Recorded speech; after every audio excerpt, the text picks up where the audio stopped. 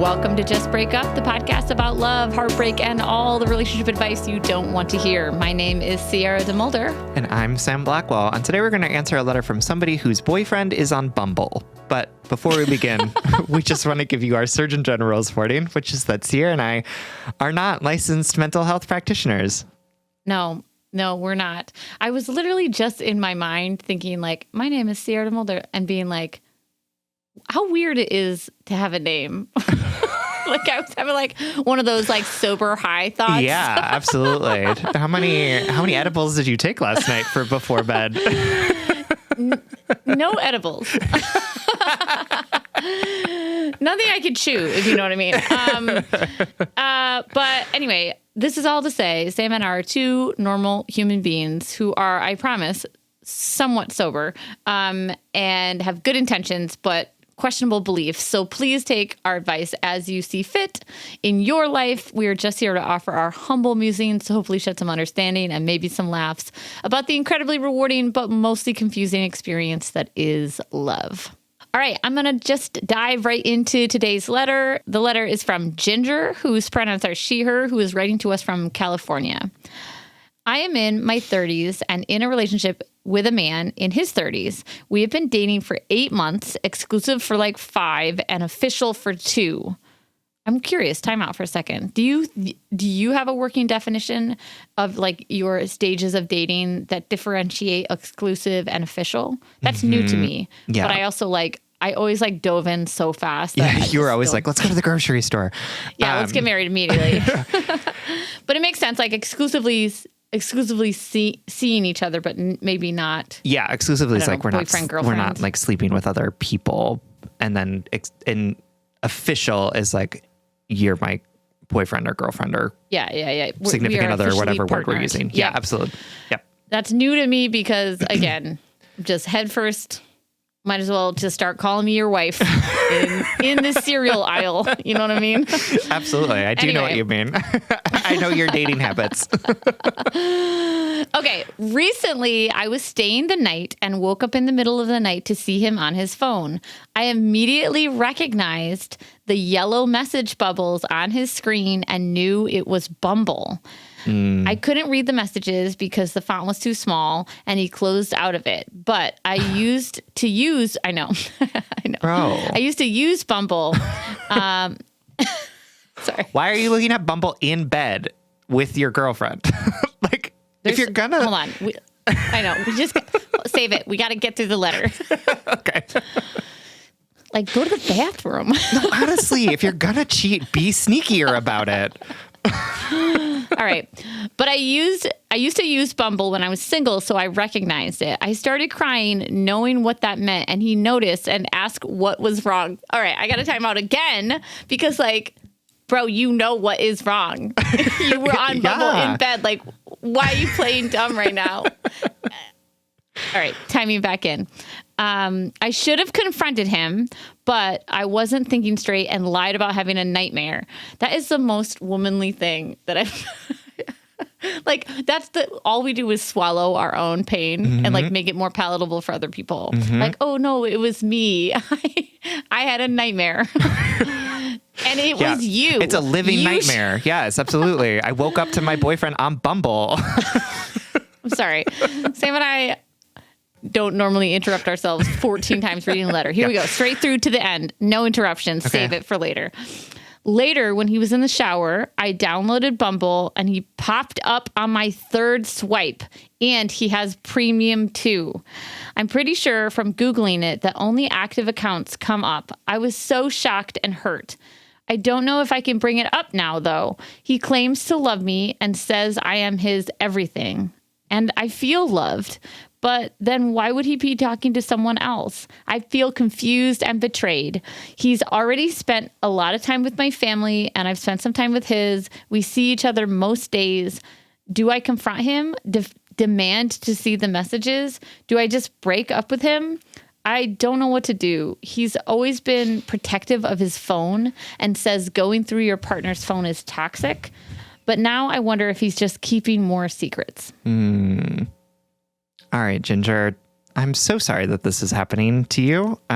Jokes aside, this is a nightmare. Absolutely. Literally. Yeah. No, it's just like it is so like destabilizing to be in a situation like this where it's like, oh, everything's going fine. Like we're on a trajectory where we seem to be aligned in our like we're spending all this time together. We're meeting each other's family, all of this stuff.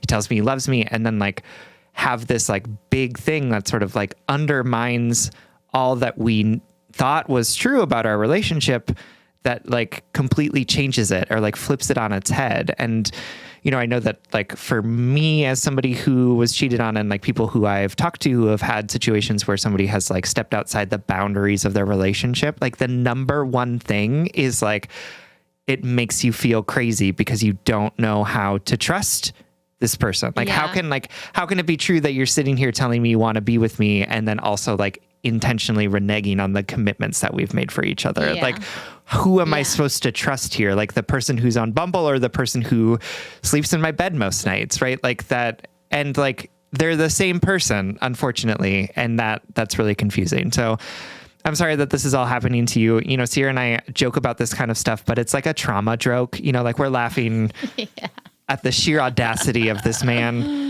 And also like that audacity is hurtful. It's painful for you. And that really sucks. So we're going to give you some advice about how to break up with this loser after the break. Didn't see that coming. But we'll be right back. Before we do that. Yeah, we'll be right back.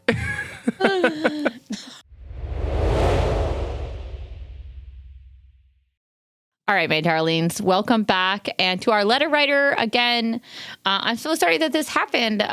You are at the point in your relationship where you are feeling the good things, you are feeling the growth, you're feeling the investment, and you're definitely starting to feel the security, and something like this happens. And you know, I honestly chose this letter because I think it's A, relatable, and B, like it's relatable because cheating and or whatever this is, you know, I like that Sam said steps outside of the bounds of the relationship, because we don't know what you define as cheating in your relationship. But two, this is also relatable because you didn't say something. And so many of us, I joked about it earlier, but we take our pain, we take our discomfort, and we take our needs in a relationship and sort of swallow them, contort them, ignore them, allow them to fester, let them come out in like other ways, or not at all. And I can see you already doing that by, you know, sort of skirting around the confrontation of like, what is this, right? Or even just not directly asking your partner, what's going on here? What are you doing? And what are you getting from it? And how do you see our relationship in alignment with that behavior?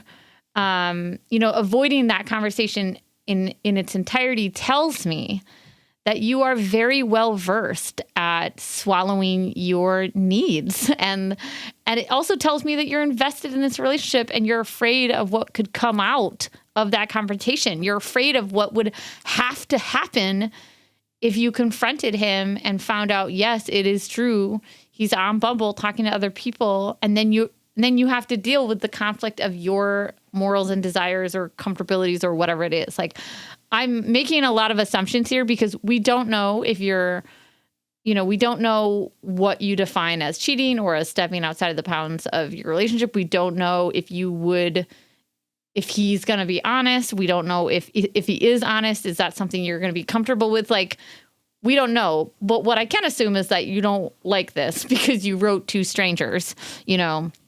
And Sam and I, obviously, if this happened to either of us 8 months into a relationship, we would feel really destabilized too.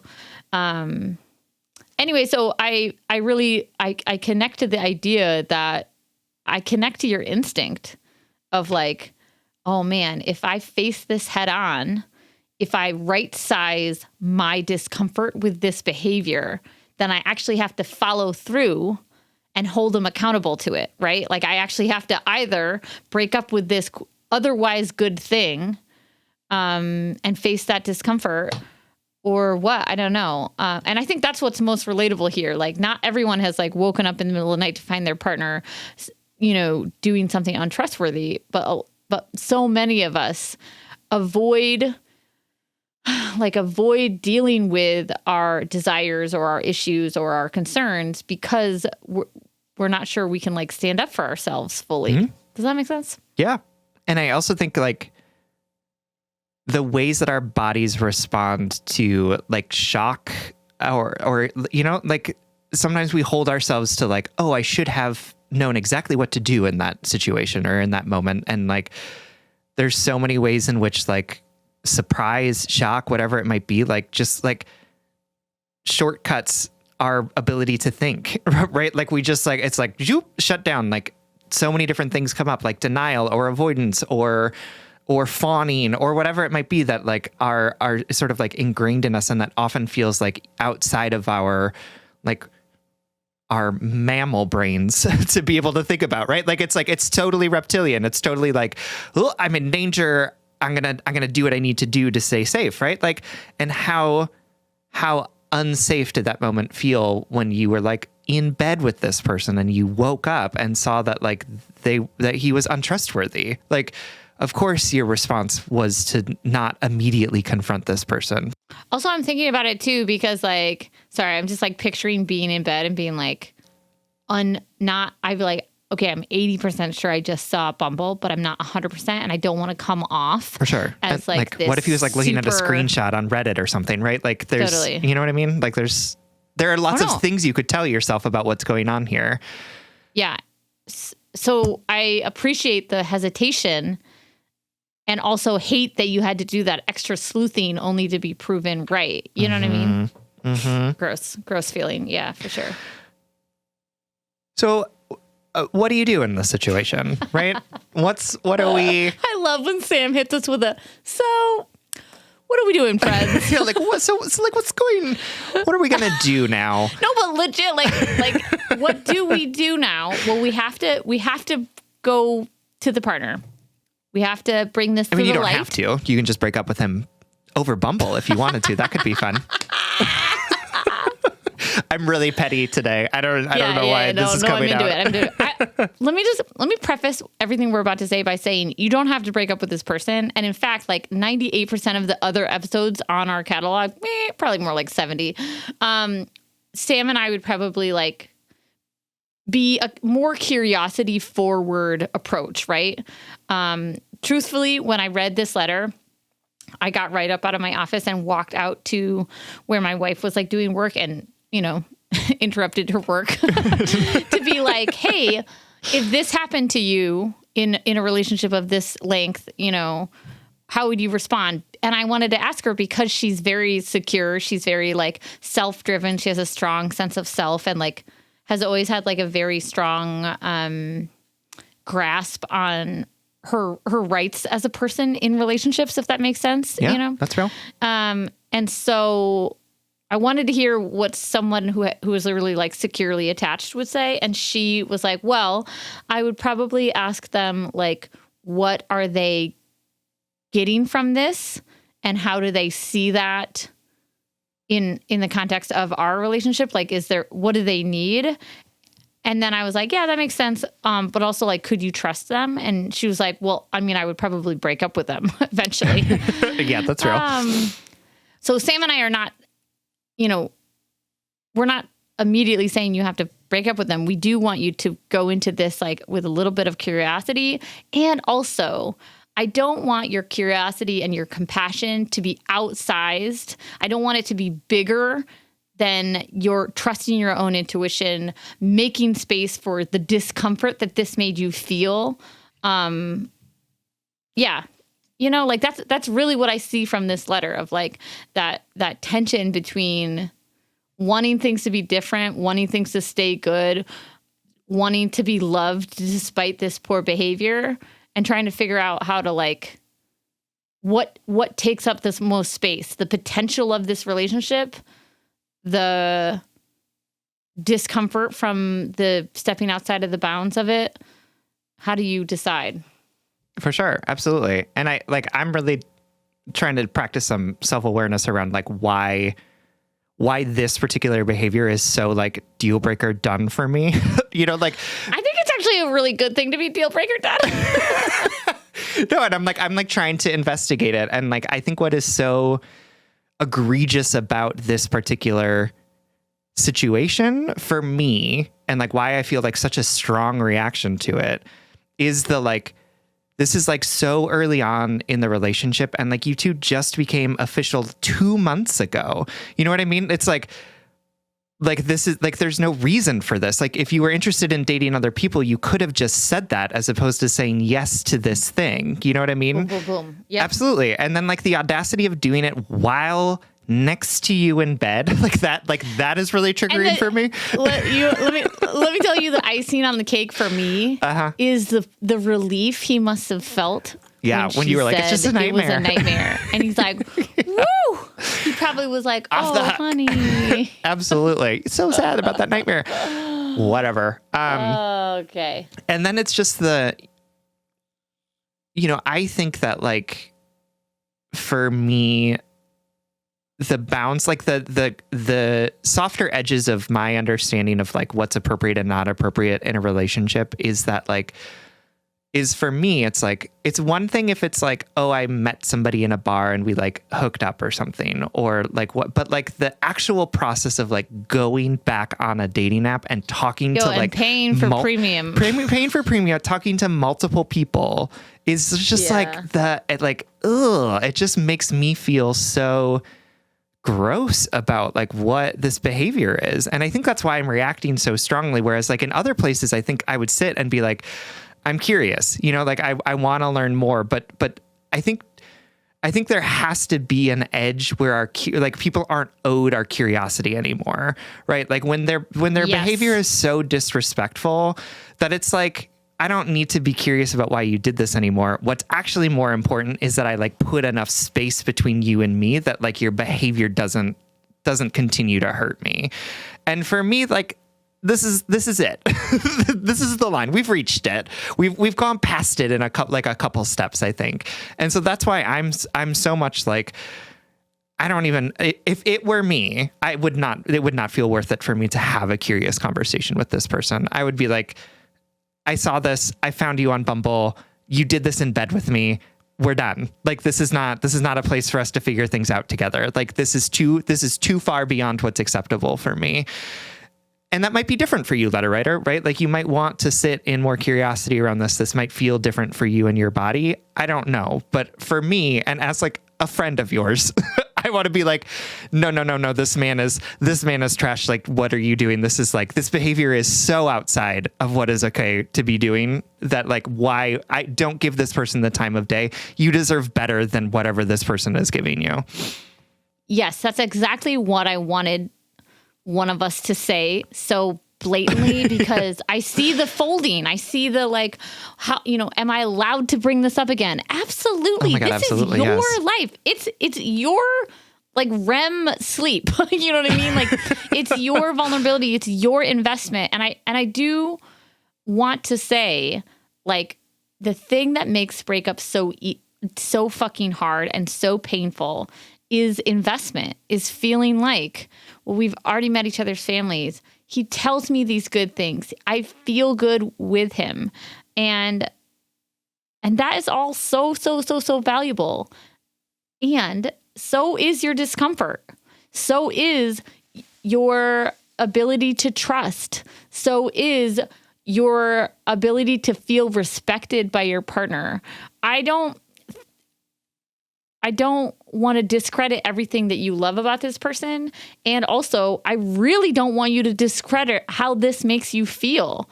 And so I want you to, like, again, I've been using these words like right size or downsize, like right size this and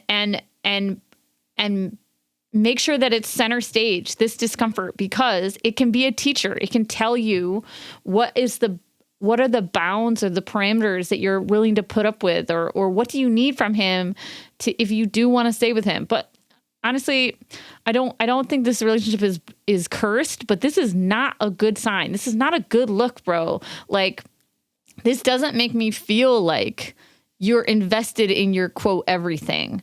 Right. Clearly not. And clearly there's other things that we're spending time on. To be honest, I don't feel good saying that out loud because I know the person that hurts the most is you, not that's him. Real. Yep. That's what sucks about this letter is that like, I know you're the one that's hurting right now, not bro over on fucking premium, you know? For sure. I think it's also like important to remember as we're talking about this, that your trust of this person is not what hurt you, right? This person's behavior hurt you. And I know that like, you know, there's this idea of like, should I confront him? Should I check his messages? Should I look at his phone? And I think that is not the road to go down because it doesn't solve the actual problem, which is that like this person betrayed your trust and there's really no explanation for that. And I think that like so many of us, when after we've been harmed, look at this situation and say like, oh, if I hadn't trusted, if I had gone through his phone earlier, I would have seen these messages and it wouldn't hurt as much. Or if I had just not agreed to like be with him, then this like never would have happened. And none of that is true, right? Like all of this stuff hurts, but not because you trusted this person, but because they betrayed the trust that you had for him. And I think it's important to remember that so that we don't go down a path where it's like you start to close yourself off to the potential of trustworthy people because you're afraid that trust is the problem here, because it's not. Like, I'm so sorry that this man betrayed your trust in this way. Like, that's not great behavior. Like that, it makes me uncomfortable. And I'm honestly like, I'm pretty pissed at this person. And that trust didn't harm you. He did. And so let's put the anger and the frustration in the right place and on the right shoulders. Yeah, totally. We know this is really challenging. We know this is painful. Again, it's a silver lining that Sam is going to not want me to say, or like be mad at me for saying. I love this. Do it anyway. It's still a young relationship. So maybe there are dynamics that can change, right? It's not like he's been doing this for like 5 years with you. But the other side of that coin is, you know, he had an opportunity to tell you it's not good. It's not a good foot to start on. Do you know what I mean? Yeah. I know. Sam's making a face. I know. It's I just not a feel great bad, foundation. You know what I mean? Like no, that's what I'm saying. Is like if this relationship is to be salvaged, or to be righted or to be healed, I mean, there's got to be some serious accountability because for sure it's so early on. It's like, what do you want to do, man? What are you doing? What are you doing? Okay. Why did you agree to be exclusive 5 months ago? That's so short a time. People have wounds. They have lots of wounds. We have wounds. Okay. All right, y'all. To our letter writer, I want you to mostly know that you have two strangers like heated up in their recording studios across the country, and we are seeing what a painful time this is, and we are seeing you leaning on those most available patterns, which are to fold away your needs and to not confront the discomfort at fear of losing the love, right? But it's 2024. We are sick of accepting crumbs. We're sick of accepting poor behavior. We're here for discomfort. We're here to do the work, but we're not here to be disrespected like this. So I hope you feel loved and heard and gassed up and ready to confront this partner and say you don't deserve to be treated in this way. Absolutely. We love you, if that's not abundantly clear, and we hope that this helps. Thanks for writing.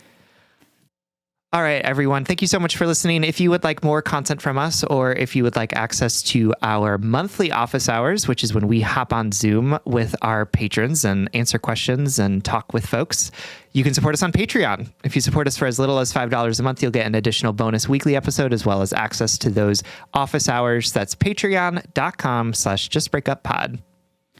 You can slide into our DM, send us your favorite relationship meme, but most importantly, you can submit your questions about all matters of the heart at justbreakuppod.com, which is the only place you can submit letters to us to be read on air. That's also where you can find our merchandise if you want to wear some Just Break Up swag. Do people still say swag? I don't know. Merch. T-shirts, things like that. Please remember to like, follow, subscribe, give us a 5-star rating and review. This literally keeps our mics on and helps us reach more brokenhearted strangers who need 2 random strangers giving them relationship advice. I didn't say that right, but that's fine. Original music, recording, editing, producing, all magical things by our good friend Spencer Worth Davis. Make sure to check out his podcast and his music. And remember, it might feel painful to say no to good enough love. It might feel impossible to walk away from something that feels, more comforting than leaving them. But there is love out there that doesn't make you work so hard, that doesn't leave you disappointed or feeling disrespected. There is love out there that reciprocates your effort. You deserve it. And if all else fails, just break up.